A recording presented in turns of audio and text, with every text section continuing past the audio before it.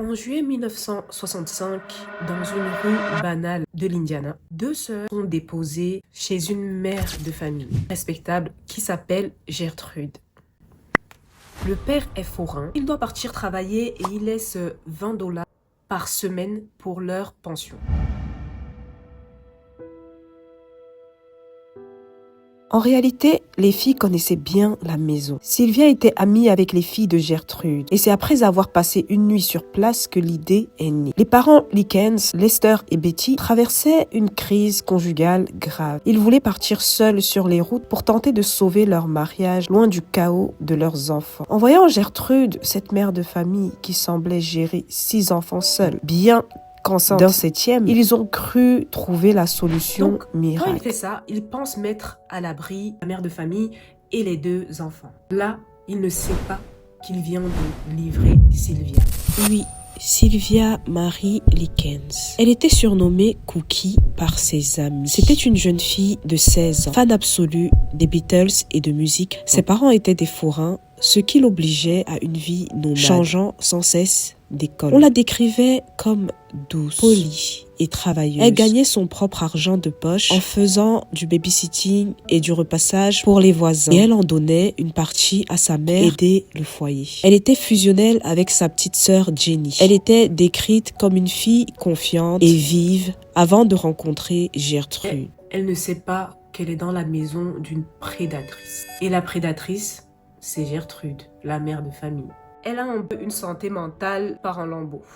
En plus de cela, elle a une jalousie féroce envers Sylvia, envers sa jeunesse. Un jour, le monsieur a un retard dans la pension qu'il donne à Gertrude. Et ça l'énerve, mais à un plus haut point. Et elle décide de s'en prendre à Sylvia. Et c'est là que tout commence. Donc Gertrude commence par des mots, des mauvais mots.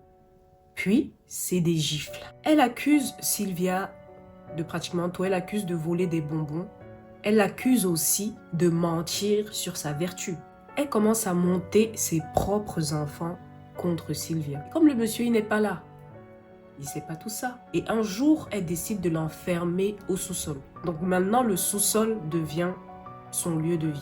Et son lit, c'est le béton. Déjà, on a vu qu'elle commençait à frapper Sylvia. Elle ne va pas se contenter de ça. Elle veut vraiment briser l'âme de Sylvia. Elle va forcer Sylvia à se mettre nue devant ses enfants à elle. Pourquoi? Pour l'humilier. Elle invente des rituels de faim. Un autre détail, elle oblige Sylvia à ingérer du sel. Des grosses poignées de sel. Imaginez le sel.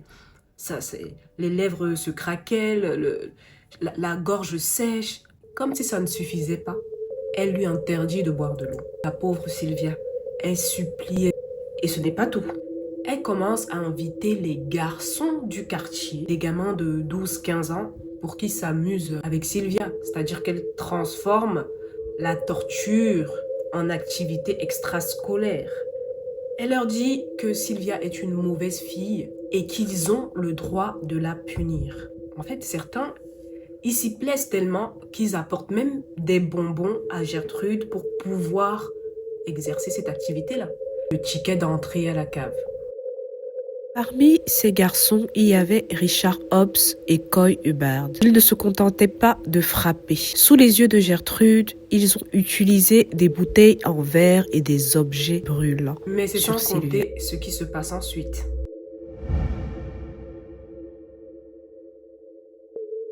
Un après-midi, Gertrude décide que tout le monde doit savoir ce qu'elle pense de Sylvia. Elle prend une aiguille. Elle descend dans la cave avec son fils de 15 ans. Ils tiennent Sylvia et ils décident de lui inscrire sur sa peau avec cette aiguille. J'ai pas précisé, attention, qu'elle a chauffé cette aiguille sur la cuisinière. Elle décide d'inscrire sur la peau de Sylvia « Je suis une traînée et j'en suis fière ». Sylvia, elle fait quoi? Elle se débat, mais elle ne peut rien. Déjà qu'elle ne mange pas, elle ne boit pas. Et enfin, elle mange du sel. Elle est très faible et ils sont plus nombreux qu'elle. Donc, elle ne peut rien faire. Elle supporte. Et ils s'y prennent à plusieurs reprises. Maintenant, pour nettoyer ses plaies, elle décide de verser l'eau bouillante sur les plaies de Sylvia pour les nettoyer. Elle lui dit c'est pour laver ses péchés. Gertrude décide de l'enchaîner à un poteau et elle est obligée de dormir comme ça. Elle fait ses besoins sur elle. Elles sont venues, elles étaient deux, Sylvia et sa sœur. Sa sœur est malade, sa sœur est atteinte de la polio. Et qu'est-ce que Gertrude fait? Elle dit à sa sœur de frapper Sylvia. Elle l'exige, elle oblige la sœur de Sylvia à la frapper. Et elle lui dit, si tu ne la frappes pas, c'est toi qui descends à la cave. Et Sylvia, avec son cœur, elle regarde sa sœur en pleurant et elle lui dit, vas-y, frappe-moi, vas-y.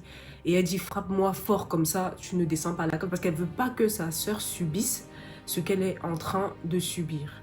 C'est comme ça que, en fait, Sylvia arrive à épargner Jenny, sa sœur. Il y a une petite lueur d'espoir dans cette histoire. Sylvia se bat, et un jour, elle arrive à briser ses liens. Et elle commence à ramper pour sortir de la cave. Sauf que elle prend la mauvaise porte. Au lieu de prendre la porte de sortie, la porte qu'elle ouvre l'amène à la cuisine. Et devinez qui est à la cuisine? Gertrude, en train de boire un café. Malgré sa faiblesse et avec tout l'effort qu'elle a fait, sans dire un mot, quand Gertrude la voit, elle prend une bouteille en verre, elle la somme, elle la traîne par les cheveux et la fait redescendre à la cave. En fait, c'était sa dernière chance. Tu veux savoir ce qui s'est passé après? Si tu es toujours là jusqu'à présent, c'est que peut-être ce genre de vidéo t'intéresse. N'hésite pas à t'abonner. J'ai préparé plein de vidéos comme ça pour toi. C'était malheureusement sa dernière chance. Le 26 octobre, avec un énième lavage à l'eau glacée, le cœur de Sylvia s'arrête. Elle n'a que 16 ans, mais son corps en paraît 80. Quand les policiers entrent, ils reculent devant l'odeur. Ils trouvent une lettre d'adieu que Gertrude a forcé son fils à écrire comme si c'était Sylvia qui l'avait écrit, qui fait croire que Sylvia s'est enfuie. Elle veut faire croire qu'elle n'a rien à voir avec tout ce qu'elle a sur le corps et tout ce qui s'est passé. Mais heureusement, le médecin légiste n'est pas dupe. Le rapport du médecin, c'est vraiment un catalogue de l'indicible. Des brûlures partout, des morsures humaines, des os brisés jamais soignés. Elle en a bavé. Elle pesait moins de 40 kilos. Qu'est-ce qui est arrivé à Gertrude? Sûr, on a bien découvert que c'était elle. Elle a été condamnée, mais elle n'a jamais exprimé de regret.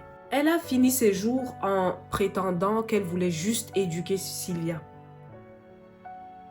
Donc c'était ça son prétexte. Elle voulait juste éduquer Sylvia.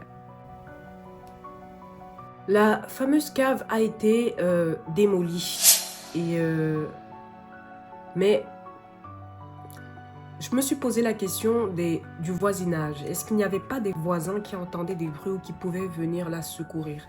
Et pendant ce temps, le quartier vivait normalement. La voisine d'à côté, Phyllis Vermilion, a pourtant vu Sylvia. Elle a aperçu son corps tout décharné et ses blessures à travers une lucarne de la cave. Elle a confronté Gertrude. Mais Gertrude, avec son sang-froid habituel, lui a simplement répondu que Sylvia était une malade mentale qui se mutilait toute seule. La voisine a fait demi-tour. Elle n'a jamais appelé les secours. C'est ce silence qui a scellé le destin de Sylvia. Ce bruit monde, le bruit des voisins qui n'ont pas réagi malgré les bruits sourds qu'ils entendaient, ce bruit, ça résonne. Il faut comprendre que Gertrude n'agissait pas seule. Ses fils, John et James, ainsi que sa fille, Paula, étaient ses lieutenants. Ils surveillaient Sylvia comme des gardiens de prison. Et le détail le plus perturbant, Gertrude, qui était enceinte de 7 mois pendant qu'elle leur donnait ces tortures, a accouché d'un petit garçon, Denis, peu après son arrestation. Ce bébé a été le seul point de lumière pour elle en prison, avant qu'il ne soit placé à l'adoption et qu'il ne découvre l'horreur de ses origines des décennies plus tard. Gertrude n'a fait que 18 ans de prison. Elle a été libérée en 1985. Elle a changé de nom. Elle a perdu la vie à cause d'un cancer en 1990 sans jamais avoir demandé pardon. Paula, sa complice, a refait sa vie sous une fausse identité. Quant à Jenny, elle est décédée en 2004 à l'âge de 54 ans. Elle disait avoir pardonné, voire vivre, mais ses derniers mots étaient pour Sylvia. C'était l'histoire de Sylvia Likens.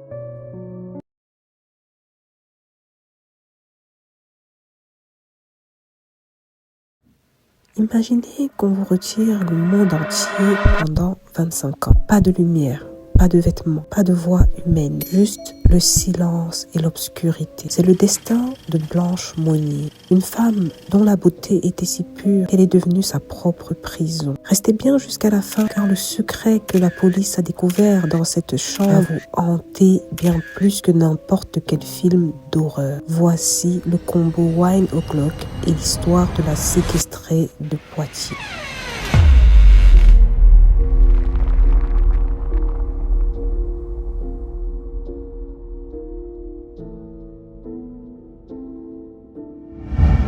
Poitiers, en 1876, la famille Monnier est l'élite.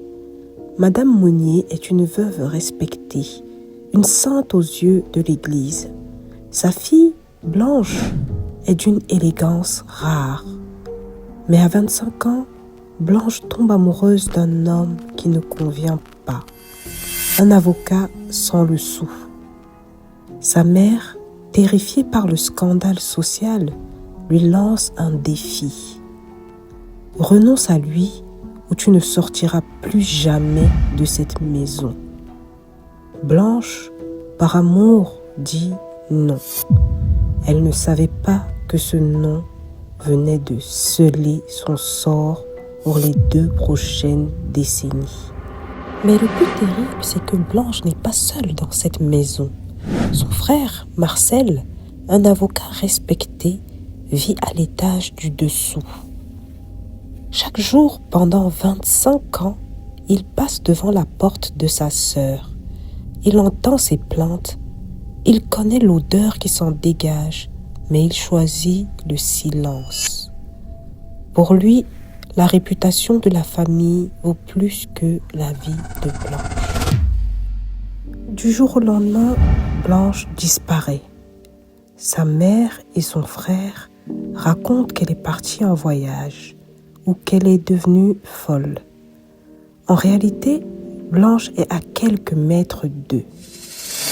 Enfermée au 2e étage derrière des volets cloués. Elle vit dans une pièce où la lumière n'entre jamais. Elle ne reçoit que des restes de nourriture jetés par terre. Pas de douche, pas de toilette. Ses cheveux s'en mêlent. Sa peau se flétrit. Pendant que Poitiers dîne et danse, Blanche pourrit vivante dans le silence total de la rue de la Visitation. Dans cet isolement total, Blanche finit par chercher de la compagnie là où elle peut. Elle finit par apprivoiser les rats qui courent sur son lit de fortune. Elle partage ses quelques croûtes de pain avec eux pour ne pas devenir totalement folle, faisant de ces animaux ses seuls et uniques confidents dans l'obscurité. Son seul lien avec la liberté, un minuscule trou qu'elle a réussi à percer dans son volet cloué. Blanche y passe des heures, l'œil collé au bois, pour essayer de capter un reflet de soleil ou le bruit d'une calèche dans la rue. Elle appelle parfois à l'aide, mais les passants ignorent ses cris, pensant qu'il s'agit d'une parente malade que l'on soigne à l'abri des regards. 22 mai 1901, une lettre anonyme dénonce l'horreur. La police débarque. L'odeur qui s'échappe de la chambre est si toxique qu'un officier manque de s'évanouir. Sur une paillasse infestée de vermine et d'excréments, il trouve un être humain méconnaissable. Blanche ne pèse plus que 25 kilos. Elle est nue, entourée de croûtes de pain et de viande avariée. Ses yeux, qui n'ont pas vu le soleil depuis 25 ans, sont brûlés par la lanterne des policiers. Elle n'est plus une femme, elle est une ombre. Madame Monnier sera arrêtée, mais elle mourra de honte et d'insuffisance cardiaque 15 jours plus tard, sans avoir jamais exprimé le moindre remords. Blanche, elle, ne retrouvera jamais la raison. Son esprit est resté dans cette chambre noire. Elle finira sa vie dans un asile à Blois, 12 ans plus tard. Ce wine o'clock, c'est pour moi la couleur de la dignité qu'on a fini par lui rendre. On l'appelait la plus belle femme de Poitiers. N'oublions jamais son histoire.